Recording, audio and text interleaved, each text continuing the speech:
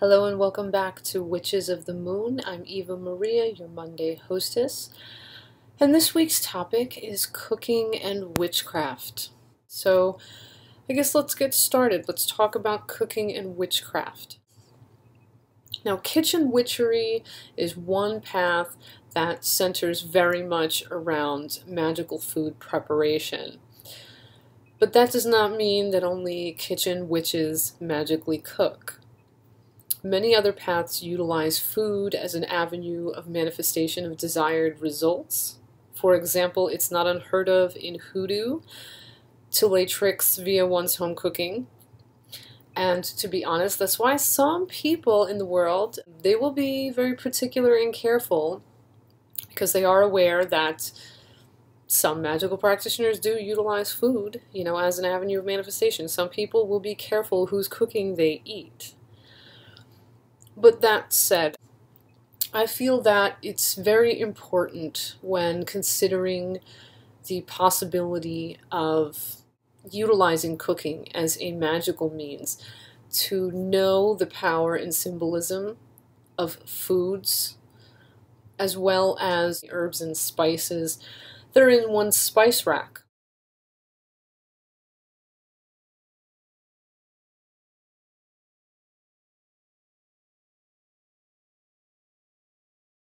There is power and potential in cooking spices, and I can give you some examples of what I'm talking about.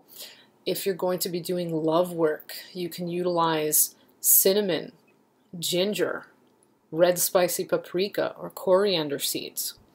If you're working for money, you can utilize basil, cinnamon, thyme, nutmeg, particularly in cases where you're going to be gambling, or allspice as well is a good money herb.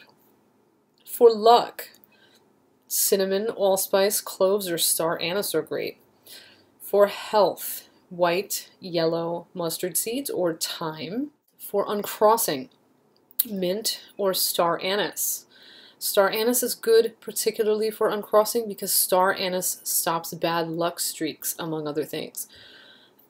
For wisdom and mental clarity, sage is great. For psychic sensitivity, star anise is very good. For success or blessings, allspice or basil are good herbs. For invisibility, oregano is great. Oregano can be used, for example, in law keep away or to kind of just draw attention away from yourself. If you're trying to keep a low profile or you want people not to notice you, oregano has a sort of cloaking effect. It sort of helps people to not pick you out. To make things go your way, nutmeg is an excellent herb. That's why gamblers, I feel, use nutmeg, because they're seeking to increase the odds of things going in their favor, of the game of chance, whatever it may be, whether it's playing the lottery, whether it's gambling some other game.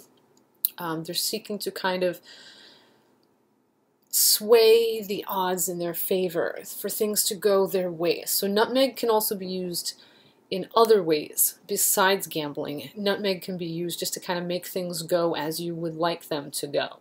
That's something definitely I would suggest to keep in mind. Some protective herbs that are in your spice rack also. Bay leaves, white, yellow mustard seeds, ginger, cinnamon, marjoram is good for protecting your home and family.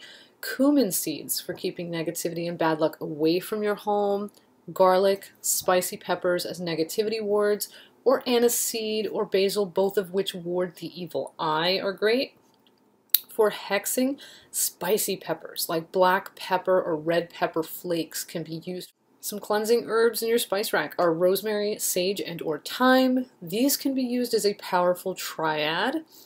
Cinnamon can also be used for cleansing. Spicy peppers can be used for cleansing. Garlic can be used for cleansing too. So these are some suggestions. These are not all the herbs that you can, find in your spice rack, and these are not all the uses or whatever, but these are just some suggestions you might want to keep in mind. You may want to replay this video and kind of jot those down. Keep that in your witch's notebook or your book of shadows. And you know what? do some research, do some experimentation as well. Learn about the spices, the herbs that are in your kitchen, because you would be surprised at how much you can do with just those easy to get, easily accessible kitchen herbs, you know, and particularly in your cooking. But even if you're doing candle spells or other work as well, you can utilize those herbs for other works. But we're focusing here on cooking. And one good book I would like to suggest that I really think is very helpful, particularly where the symbolism of foods tends to come into play, is this book here. This is the Supermarket Sorceress by Lexa Roseanne. And the subtitle is 75 Simple Spells, Charms, and Enchantments that you can make from supermarket ingredients. Now this book is out of print, but it can still be found online for sale if you're interested in getting it. And if you kind of shop around, you can find this book probably for a pretty low price. You don't have to just settle on the first price that you come across. But this book is really, honestly, something that I would recommend taking into account if you're able to. The Supermarket Sorceress. It's kind of right along these lines. But looking into kitchen witchery in general, I think, is a helpful subject to study or to pursue if you are considering cooking as a magical means. You can even do research online. I'm sure there are many informational resources here on YouTube and also elsewhere on the internet. So that's definitely something to take into account.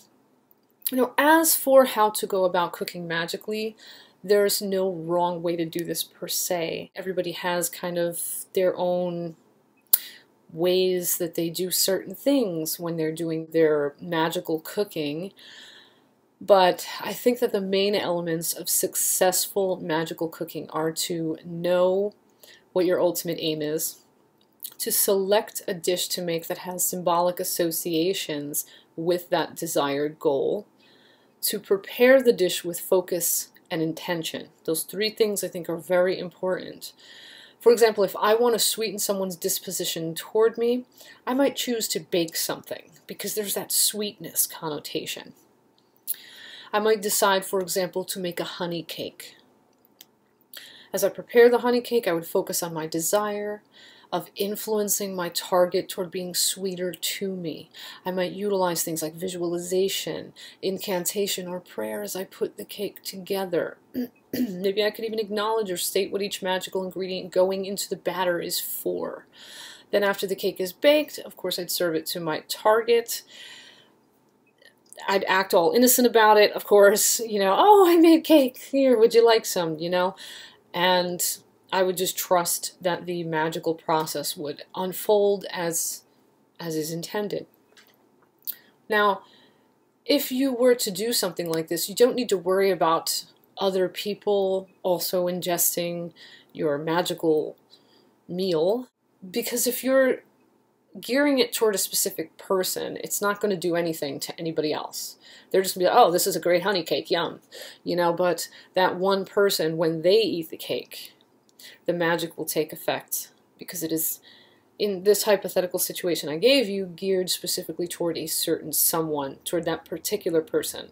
So don't worry about if other people, let's say you're aiming your magical cookery at some specific person at work, let's say. Don't worry about your other coworkers being like, oh, you made cupcakes, yay, or oh, you made this or that and you brought it in, yay. You know, like, it's not going to affect them. It's only going to affect the person you geared that work toward.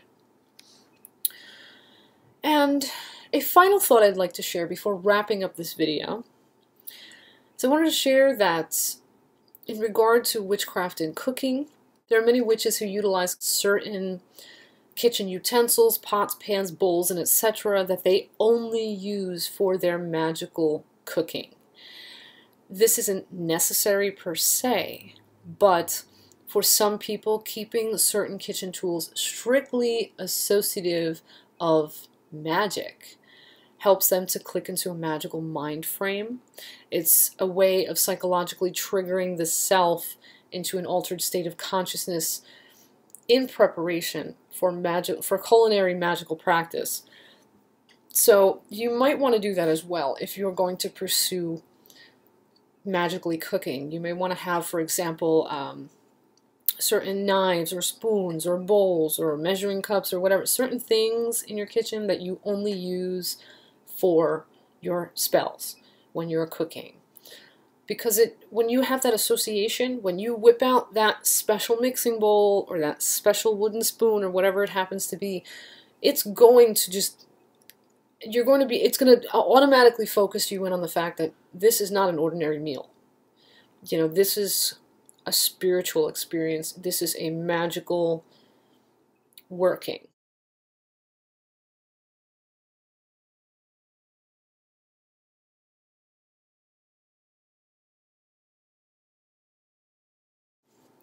So that's something definitely to take into consideration. And I think, you know, where I could probably go further into this topic, I'm gonna, I think, leave it at what I've mentioned thus far, because I do want to leave room for our other hosts to chime in and share their thoughts on cooking and witchcraft.